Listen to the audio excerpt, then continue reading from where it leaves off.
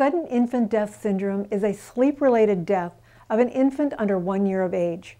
In the past, parents were left with a fear that it might happen to their baby and were helpless to prevent it. Progress has been made through research, and now new devices are used to alert parents of possible hampered breathing. Dr. Chang of BioMed tells us about this new device. SIDS is sudden infant death syndrome. It's typically used as a term to describe as a cause of death for infants who die suddenly, mostly during sleep. Conventional cardiorespiratory monitors for SIDS prevention is you have a pretty big bedside monitor and you have a bunch of sensors wrapped around the baby's chest so when the baby sleeps and the parents can use. The problem with these is one is it's not very easy to use and generally it's a lot of trouble to put it on. And most problems that parents report is false alarms. And I think the reason it doesn't prevent SIDS is cardiorespiratory parameter changes are really too late to intervene to prevent SIDS. My son, Christopher Jennings, passed away at 19 weeks from SIDS.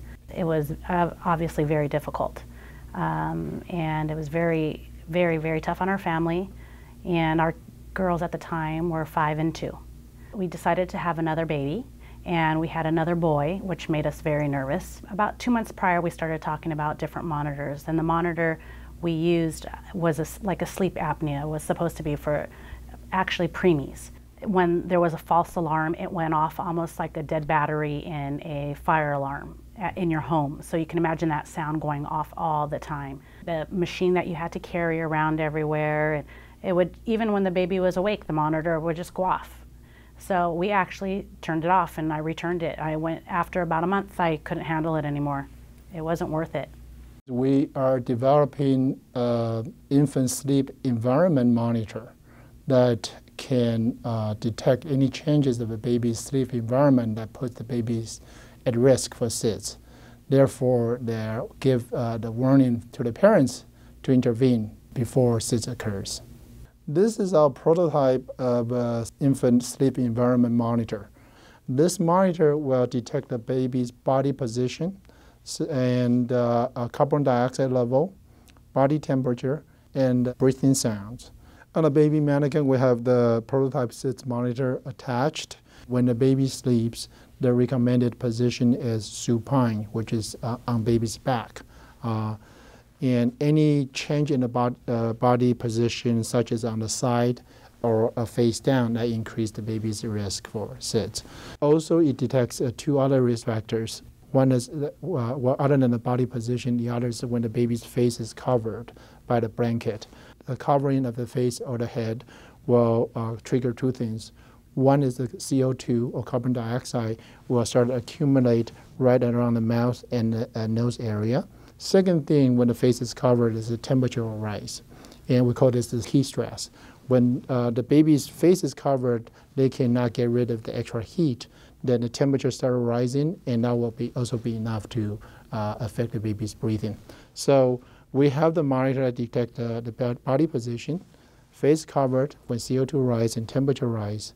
And this will alert the parents to lift up the blanket or turn the baby back to original sleep position.